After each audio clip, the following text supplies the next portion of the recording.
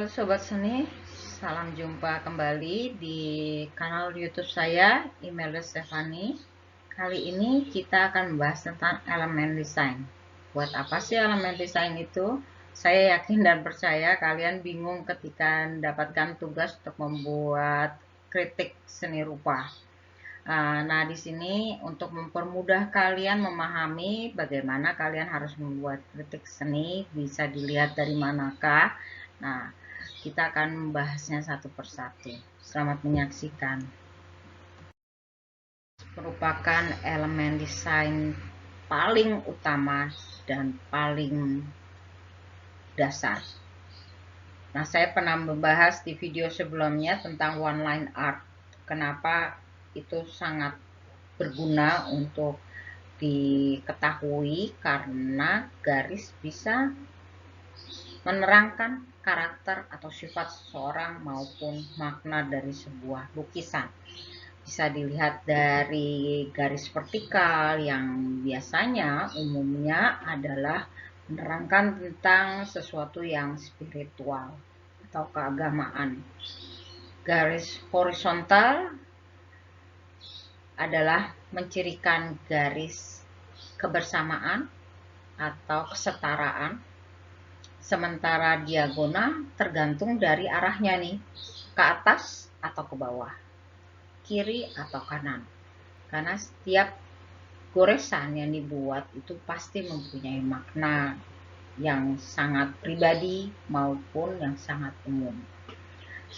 Jadi kita juga bisa melihat sebuah karya di sini ada garis lengkung maupun garis diagonal pada gambar yang kedua. Ada yang ke bawah, ada yang ke atas.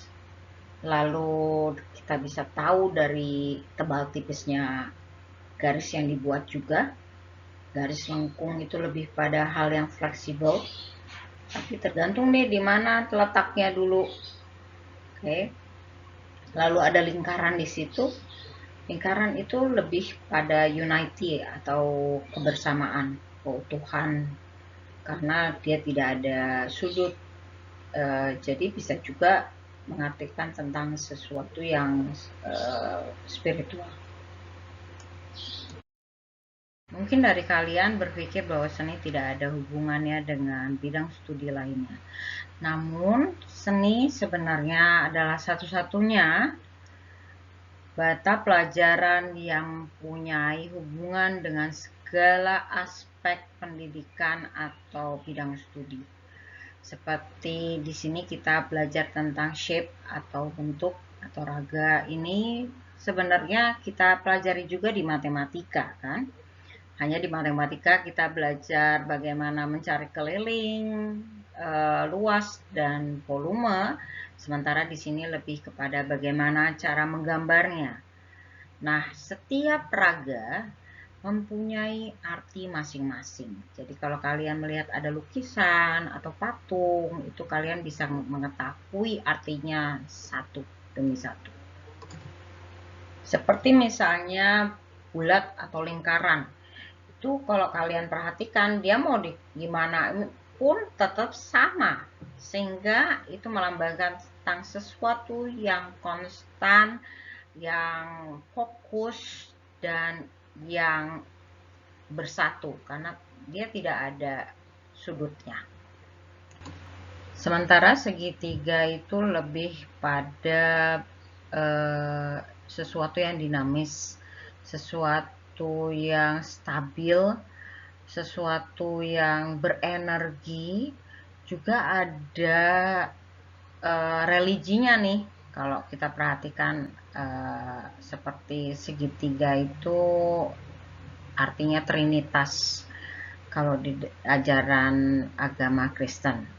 Nah, konsepnya itu lebih pada hubungan antara kita dengan alam maupun dengan Tuhan. Sementara persegi itu lebih pada kestabilitas, kejujuran dan kepercayaan. Sementara kotak itu lebih pada menyimbolkan kekuatan, harapan, dan juga sesuatu yang terukur. Karena kalau kita perhatikan, kalau dibagi menjadi dua, dia selalu bentuknya sama.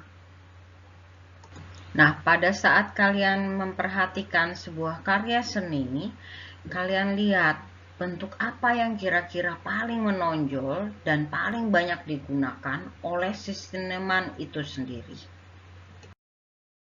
Desain berikutnya adalah bentuk atau form, di mana kita bisa mengetahui bahwa itu adalah karya 2 dimensi atau 3 dimensi dari adanya volume atau gelap terang, atau bahasa kerennya itu highlight dan shading.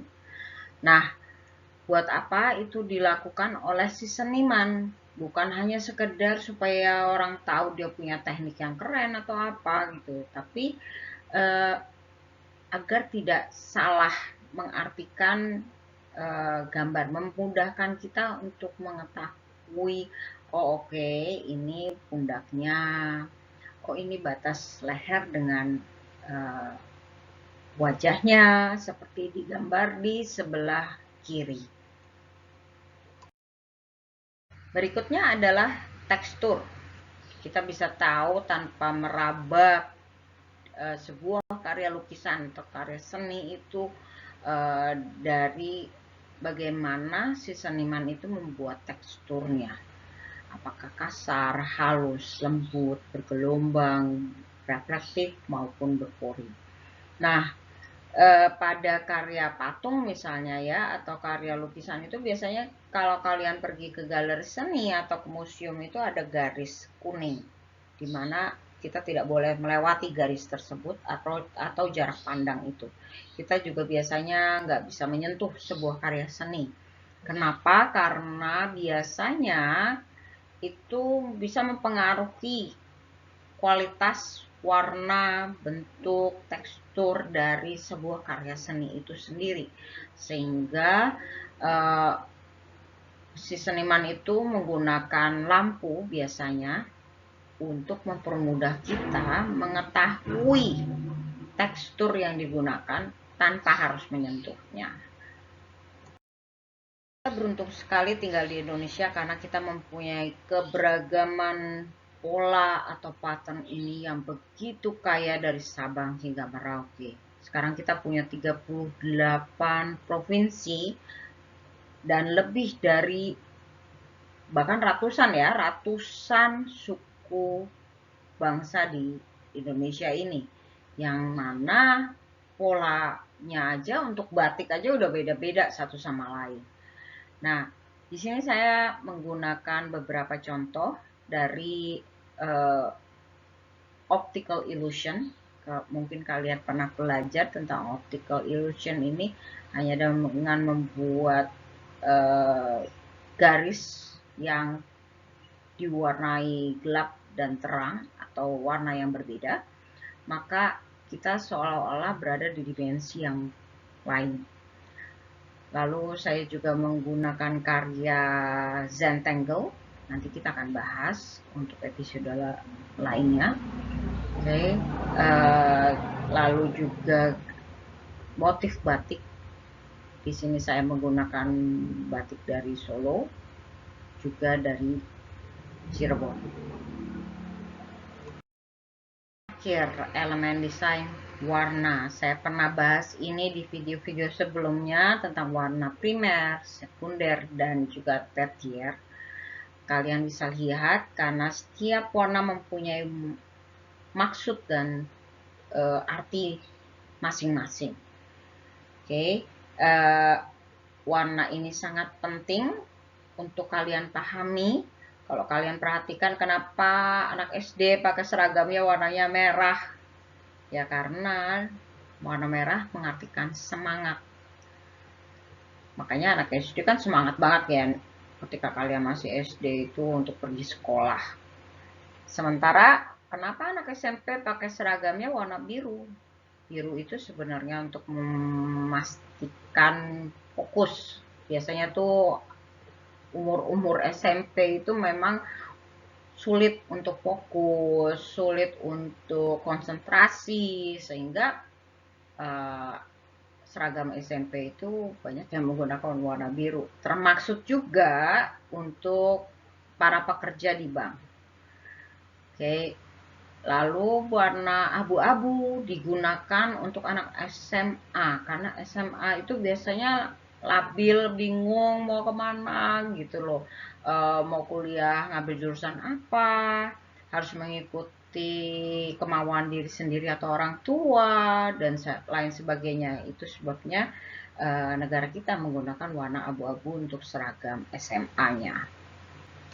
Sementara dalam karya seni, warna itu bisa jadi untuk mencirikan karakter dan sifat si seniman itu sendiri, maupun apa yang ingin diutarakan oleh si seniman itu lewat karya seninya. Misalnya karya seninya merah semua gitu.